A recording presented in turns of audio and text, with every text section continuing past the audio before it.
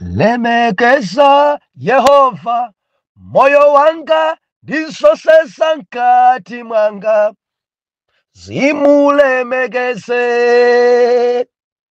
iye amene yakhululuka machimo wako nachilitsanso matenda ako wonsewo. Aliye mweyo, aliye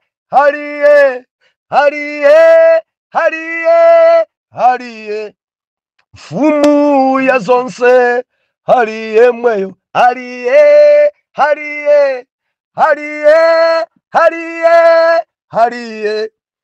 mfumu ya zonse. Ndiulandile nokondedwa omvera konse kumene muli, heneleke ichale mtumiki wanu Believer. Lero pa 29 April 2025, movie wachiponyeponye nkhawa zakudya zorereza thupi matamando. Believer, tikuwerenga 1 Samuel chapter number 18 verse number 10 mpaka na verse number 11. Mau apa mwamba, Sauli aipidwa ndi David.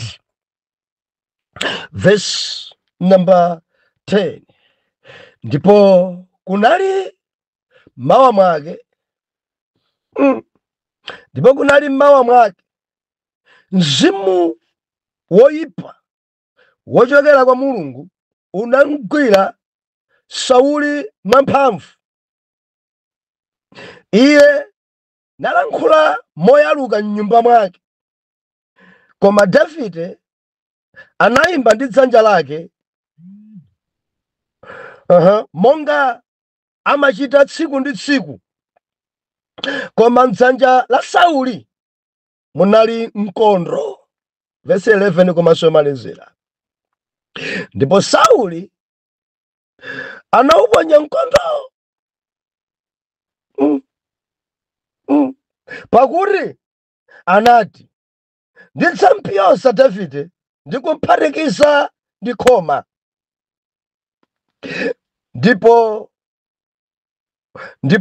Ndipo Davide analewa kawiri kuchoka pamaso pake.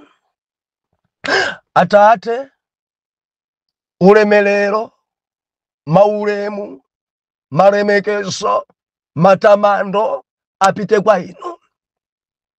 Inu ndi mfumu ya mafumu, inu ndi loya wa maloya. Ilemekezeke ndi kutamandika dzina lanu. Tilinso pamaso panu Jehova. Mulungu mutilankhule. Lankhulani chapamtima. Chenjezani Mulungu, tili masiku otsiriza. Dzudzulani ndipo tidzamva m'dzina la Yesu. Amen. Omvera, tupitiliza passage subtopic imene tayamba dzulo. Wiki ino gawo lalikulu mwana Mulungu tikufuna tionefe zakudya zimene zimapangisa kuti nkhawa zichoke, kapena zimene zimapangisa kuti zibwerese nkhawa. Dzulo ife tinamona Ambuye Yesu atauka, adaonekera ku nyanja ija ya Tiberia. Ndipo pamene patidzipafotokoza tsiku ntsiku chifukwa sinamalizepo, kulikonse kumene ife tidzulowa kuwerenga tidzibwera pamenepa. Chifukwa Ambuye Yesu adamuza Petulo nkumuyitana kuti Simoni mwana wa Yona, umandikonda? Endi zimenezi adamfunsa katatu. Koyamba atayankha kuti inde ndikukondani. Ambuye Yesu anati dyetsa ana nkhosa zanga. Kachiwiri adamfunsanso adayankha inde mudziwa ndinu. Ambuye Yesu anati weta nkhosa zanga.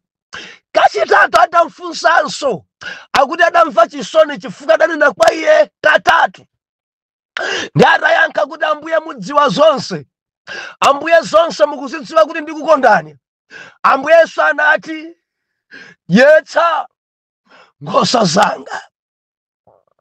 Believer, tukamba ife kuti dzakudya idzidzi zakuthupi zimapangitsa kuti nkhawa zichoke. endi nzakudya so zomwedzi zimabweresa nkhawa, zimaondetsa zakudyazi. Ndefe dzulo tinaona, tinasuzumira endi tinadalitsika. Believe, udzisamalira nzakudya, udzisamalira kwa mpiri. Pali zinthu zina zimene zimalowa m'mimba mwako zosayenera kulowa. Pali zinthu zina zimalowa pakamwa pako zosayenera kulowa pakamwa. Mwana Mulungu, zakudyazi adadzimpanga yawe kuti ife tidye, kuti matupi athu awawa akhale bwino. Tikapita ku Genesis, Mulungu asadamulenge Adamu, adayamba apangiratu zakudyazi, zipatso pokhala pake pa munthu amene abwera adzakhale pale, munthu amene adzadye chani, madzi aja adzatenge kuti. Adayamba apanga zonse, atamaliza mpamene Mulungu ankati timpange oyang'anira zimenezi, koma akhale mu chifanizo ndi chikhalidwe chathu, kuti ayang'anire zimenezi, aulime mundawo, ausamale mundawo. Mpamene munthu ankalengedwa nkuti bafa alipo kale, munthu ankalengedwa nkhosi Mulungu atadzika kale, munthu ankalengedwa biliva Jehova amene chakudya cha munthucho atachipanga kale, kutanthauza kuti chakudyachi chimathandiza kuthupiku, chakudyachi chimathandiza kuti usungike. Chakudyachi tikamadya zipatso, tikamadya zakudyazi, paja tinanena dzulo kuti nzakudya zamagulu atatu akuluakulu. Tini zakudya zija zopatsa mphamvu, ndeti ndi zakudya zomanga thupi, zimene zimatetezera kuchani, kumatenda. Oh haleluya. Zopatsa mphamvu zina nzota, praise God. Zopatsa mphamvu ndeti naonanso ife zakudya zina zimene zomanga thupi. Oh haleluya. Nde pali zakudya zina zimene zili zoteteza thupi. Zomanga thupi nzija zimene zimapereka thanzi, koma zoteteza thupi ndi zakudyanso zapadera. Ndiye lero tikufuna tione ife zakudya koma zotetezera thupi. Endi kulinso zakudya kuzimu zotetezeranso zimene ife tiyenera kuzidya kuti titetezedwe ku moyo wauzimu. Biliva limodzi kaya. Zilipo zakudya zina zimene zikupangidwa kudziko kuno, biliva zilibe tanthauzo. Mwana Mulungu usanditsutse. Zilipo zinthu zina ukamati wadya palibe chimene chimachitika nthupi. Endi zimene zodzo makampani ambiri akudzipanga. Olo zakumwa madrink amene tikumwa zina zbiliva dangothiramo shuga, kunguyikamo mmene mopenti ina yake basi ka sweet penti kenako kumangooneka green, kumangooneka red, kumangooneka orange, kumangooneka black. Zakumwa zina zimenenso zikuononga matupi kwa mpiri. Zakumwa kama zipanga kuchokera kuti ndazibasa timaina sindinena pano fafuna nimphera business, koma ribasa maina makamaka ku Malawi kuno biliva kukulowa zakumwa zina, zakumwa zochita khala ndi gatsi, zakumwa za mpweya wa mpiri. Ampira kangoti amwa mimba mwanga, thupi kumangochoka ena pakhosi pakutupa. Biliva sichina zakudya zimene ukudya, zimene zakuononga kwa mpiri, zimene zabweresa gasi kudzadza thupi lako. Upewe endi ukamapita kwa manesi amakuletsa zakumwa zina kuti izizu samamwe nawo, izizu samapange nawo, izizu samadye nawo. Lero pali zakudya zina mwana Mulungu soyenera kudya nawo, zimaononga, zimakupasa matenda, zimakuchola thupi, zimakuvulaza. Zakudya mwana Mulungu tukamba za zakudya. Olo makamafuna kula biscuit chonde mudziwerengako kuti ayikamo chani biscuit. I know kuti kuli ma business amene anthu amangonama kuti tayika chakuti upange test, ukamva kuti zimene anenazo mmene mulibe udzireko sadzadzigulenso chifukwa ndi atambwali ndi anthu zonama, chikampani cha anthu onama chifuna chiononge anthu. Haleluya. Mundimva mwana Mulungu. Usamalani zakudya zimene mumapereka kandi kwa amuna anu kandi kwa ana anu, lunch box imene mumampasa mwana wanu. Lunch box kumalawe kuno kuli tina tooneka ngati takudya tofewa choncho. Makampani chakonza ndi ambiri, makampani akonza amene amatcha kuti kamba mmene muchati mulibe chilichonse daika munchere chani eti mwana mampasa lunch box kuti akadye masana ku school mwaikamo ukamba. Oh, hallelujah. Muzisamala ndi zakudya zikuba mmene mukupasana kuti akapita akadya ku school azikhala mphamvu, akamadya zidzarerezanano.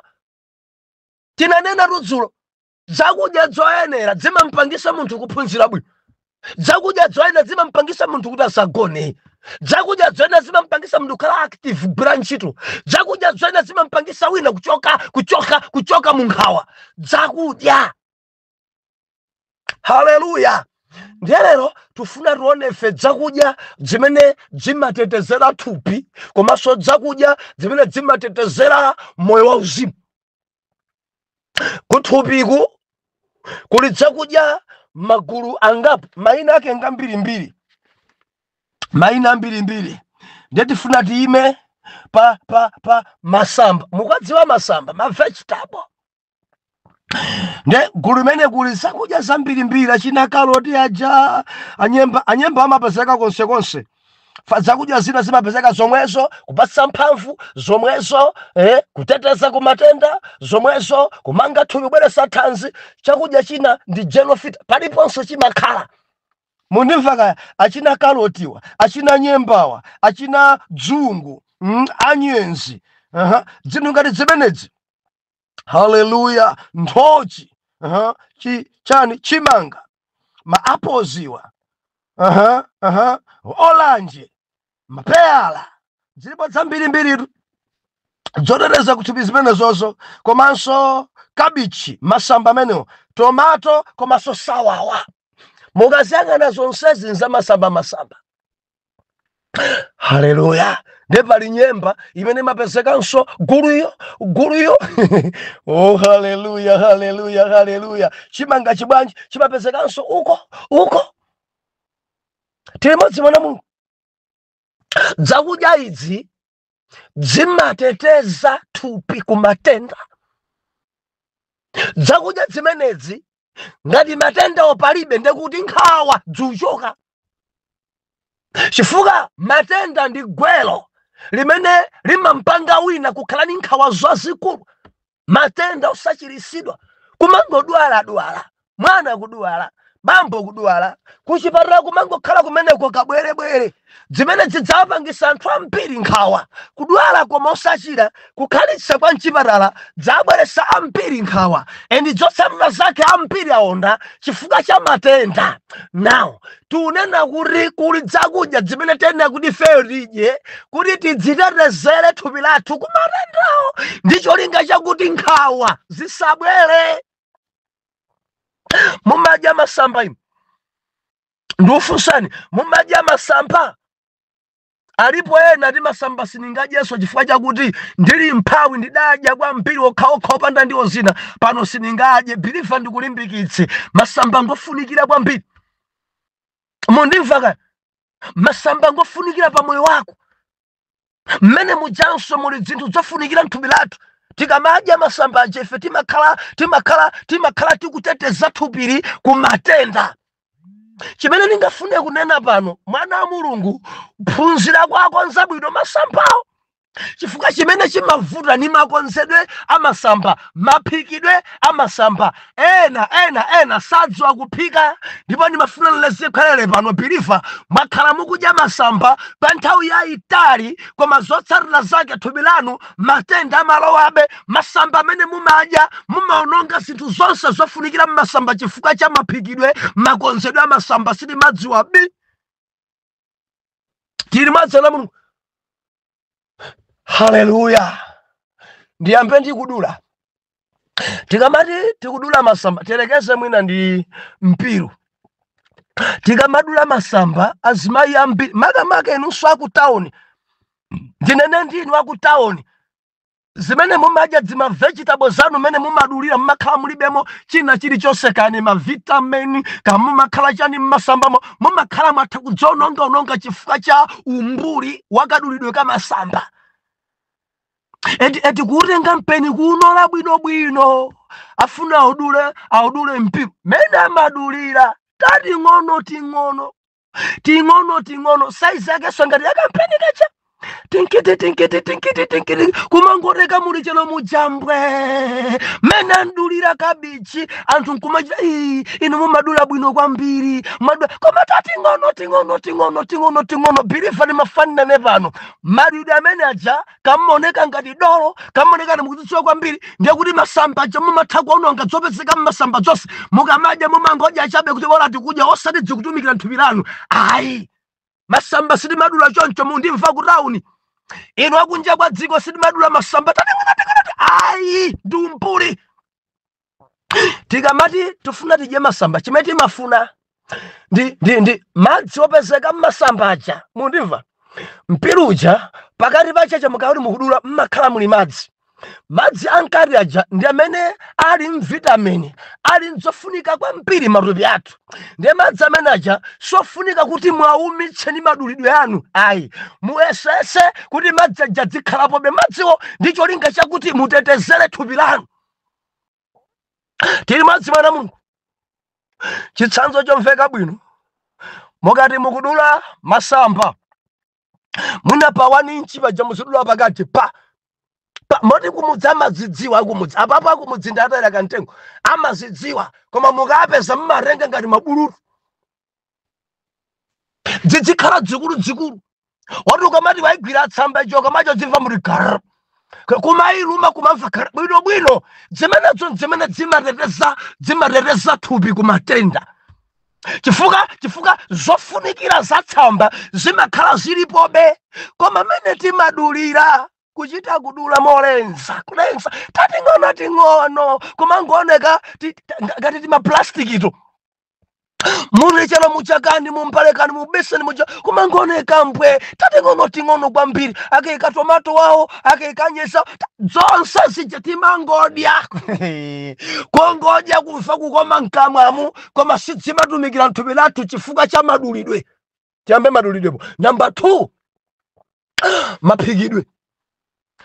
Edi masamba kuphika mpaka nathirani madzi gudumirani wirani kichi moto songozerani mpaka na 10 minutes banjati masamba ali pamoto kudzaphula masamba aja green yachoka masamba kuoneka yero koma kuchokera pamoto ndubana pa table kuti tidye tieni tidye masamba aja sakumveka sakumveka koma ngoja ngati mwina mukudya ntapasa onga ngati chipere kukula masamba zidatha kugwirana zatha kunyongeka dzangobwera yelo kandi kabichi kandi mpiruja angotha ensaja kuthabwadzika angooneka yelo ka green kachakonse katha palibe chuchitika mwaononga china chilichonse mungodya ndicho linga chakuti mwina zikuthandizeni pa toilet zilibenso tanthauzo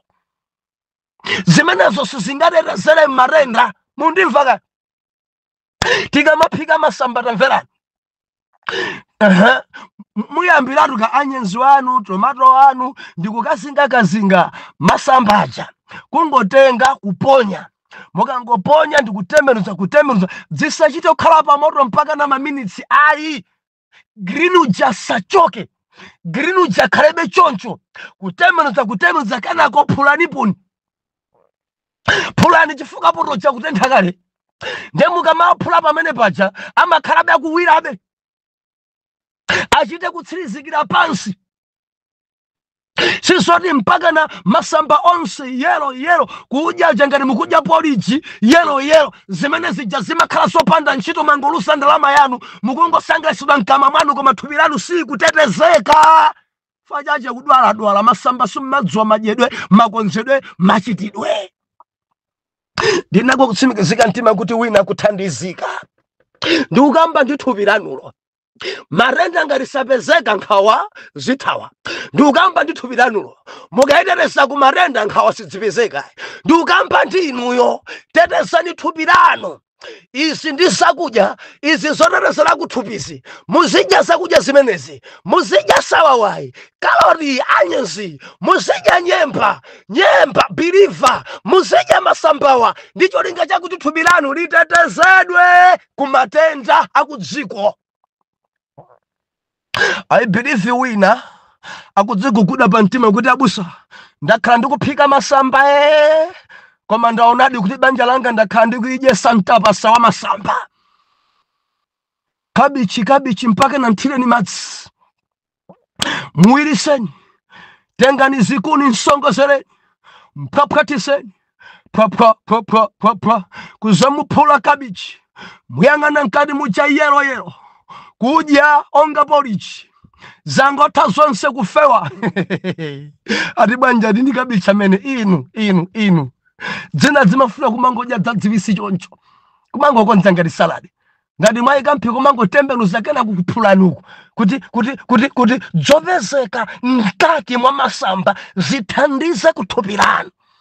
Ena nuti mulimo ifa cha chisomo fa masamba amene mumadya si masamba olongosoka koma mulimo yobe mulungu amakukondani lero pamene mwamva message masamba anu alero adule nakuluakulu mondimvaka adule nakuluakulu pa 1 inch paja pakati paja pi koneka ngati mutu wanu sugwira ena kupeseni mtauni mukwadula chonchi bwanja ndikufuna kuti masambawa atumikire mthupi mwanga acheterezere mthupi mwanga osati kungodya bora ni mkama mwako koma fanga ng'ono dzopanda ntchito tamba ndikuphika mwachilendo biliva mundimva. Hallelujah. Now thupi tatetezeka kuzimu kuma vegetable ake ndi cha malemekezo. David tukamba za David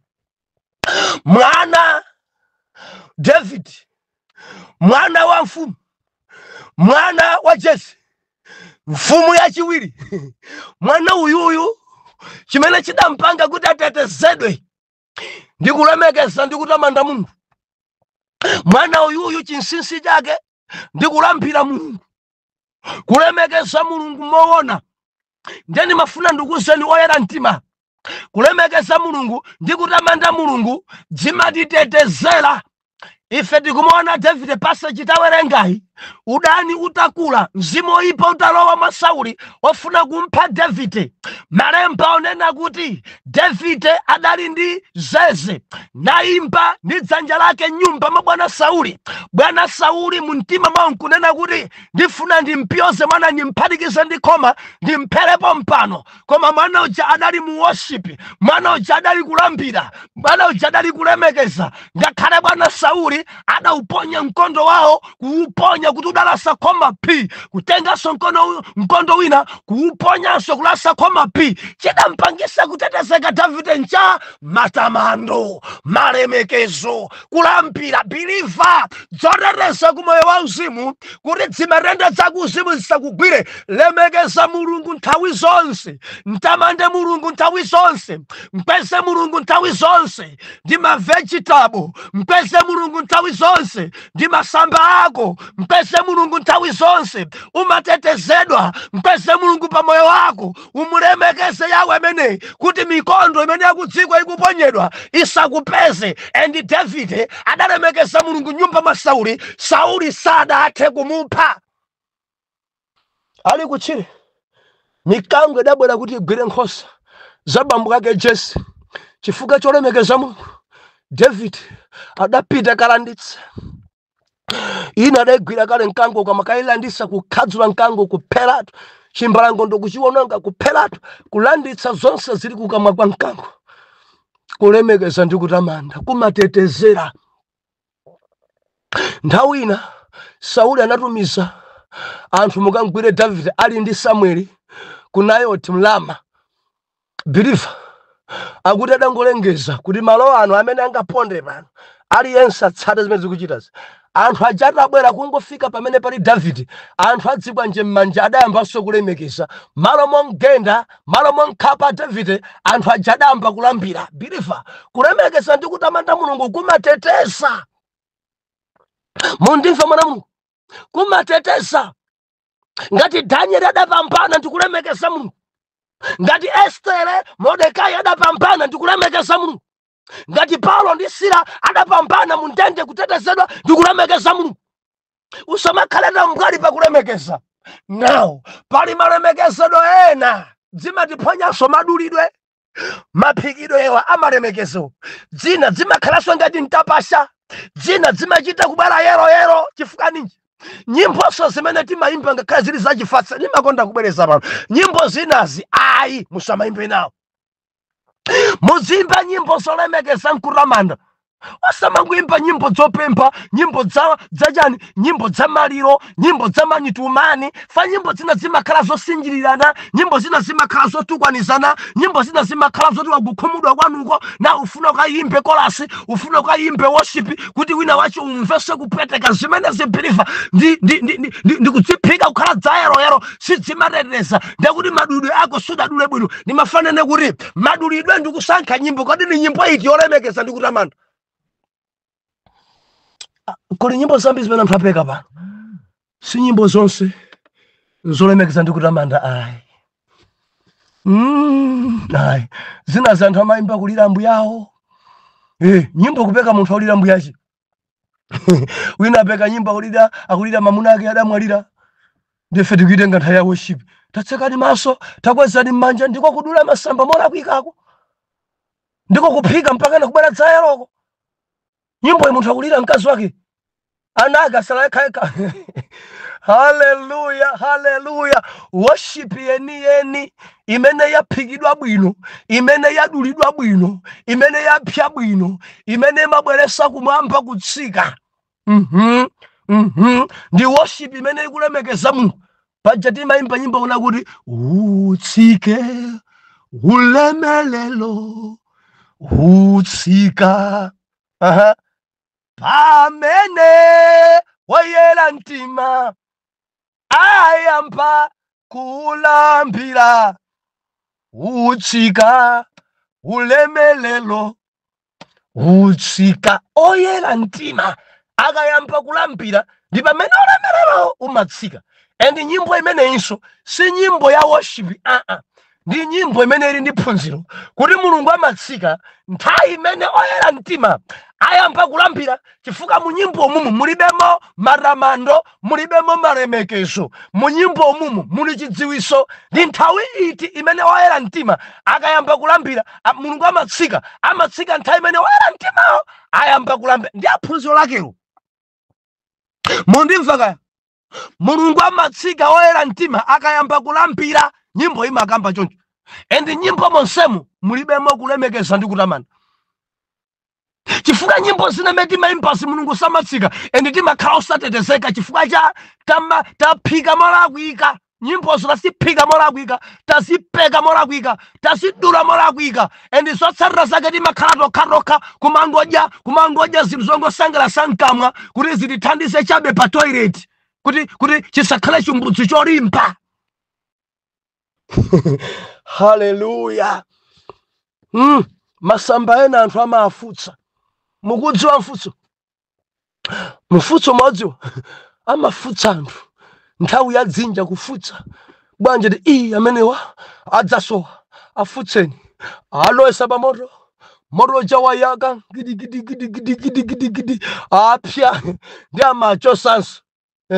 Taganizani dzilimo zofunikira za masamba kwarenga nkwayika pa dzuwa ayanikeni mfutso umenewo.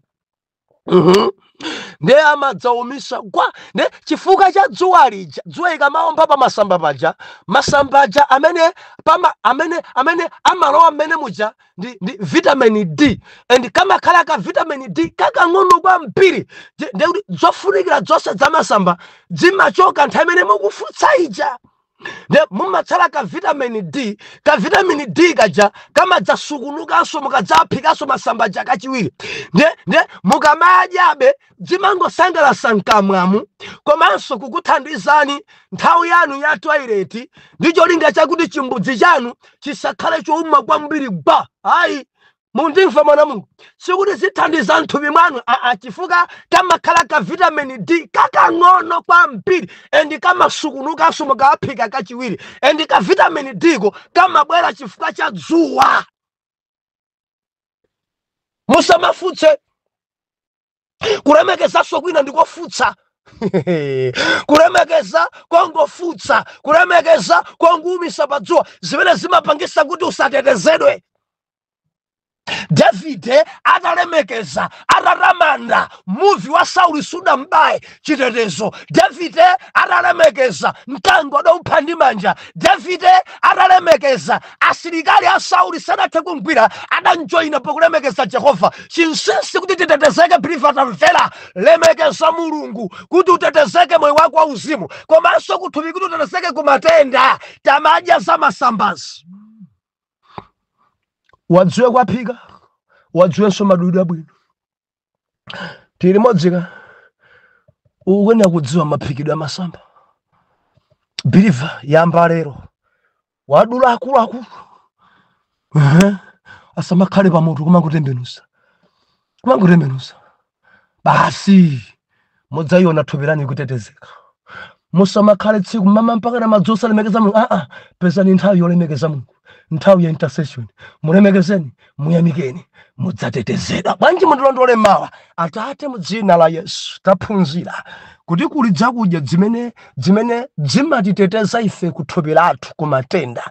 Endi taphunziranso kuti kumoyo wa uzimu tikuswekanso zakudya ndiyo malemekezo kuti titetezeke ku mivi imene njelekeza matiponyera. Ambuye Yesu tithandizeni tidziwe maphikidwe abwino amasamba. Mutithandizenso tidziwe kukulemekezani mu nyimbo zoyenerera kuti nyimbo izi nzolemekeza. Ndicho linga chakuti tikangoyamba ife kulambeni mudzitsika nkutitetezera nkutitchinjiriza. Endi mwana wanu uyu akusowa chitetezoyo kuthupi lake komanso ku uzimu kwake. Mtetezereni, ntchinjirizireni. Banja iye kusweka chitetezo, ntchito iye kusweka chitetezo. Zingatheke Jehova ngati angathe bwino kuphika komanso kupeka nyimbo zabwino zolemekeza ndi kutamanda Mulungu. Mudzatsika potchinjiriza ndi kuntetezera. Dzichitike zimene ziyawe polemekeza dzina lanu. Yesu Khristu oyera mtima tiyankhe kuti amen and amen.